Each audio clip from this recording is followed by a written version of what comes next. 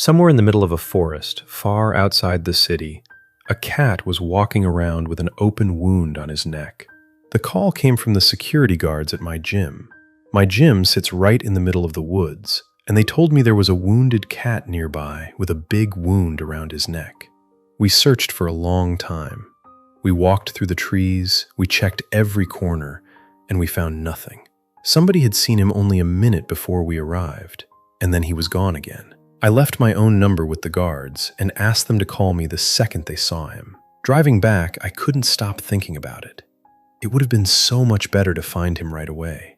An open wound out there gets infected fast, and every day we lost was a day the infection could grow.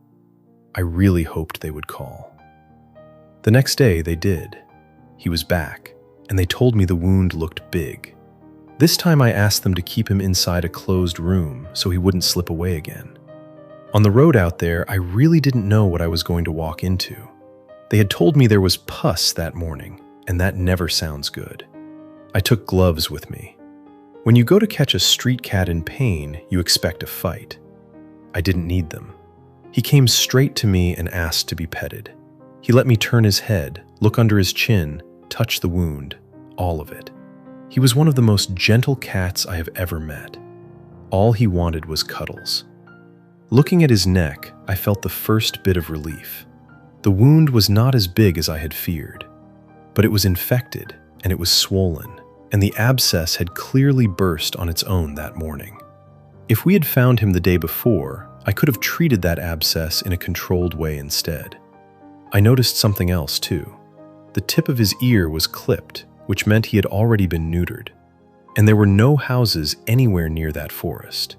There are dogs all over those woods, and cats do not choose to live there. To this day, I believe somebody left him out there. Getting him into the carrier was the only part he objected to. He looked inside, he backed away, he changed his mind about liking us. I think he had never seen a carrier before in his life.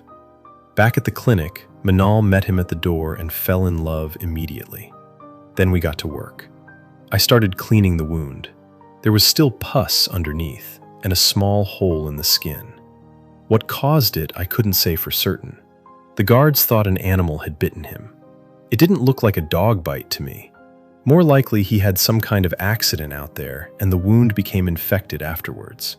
I shaved the area around it. People sometimes ask why we do that, and the answer is simple. Fur traps dirt against an open wound and keeps the infection going. Without shaving, it only gets worse.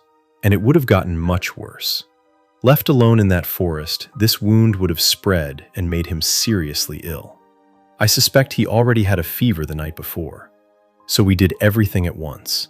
Antibiotics, ointment for the wound, treatment for internal and external parasites, and his vaccination. He was carrying more fleas than I want to describe. We told him the plan. Ointment 3 times a day, medicine, good food, and a warm home at the end of it. He gave us his permission. 1 week later, everything had changed. The infection was gone.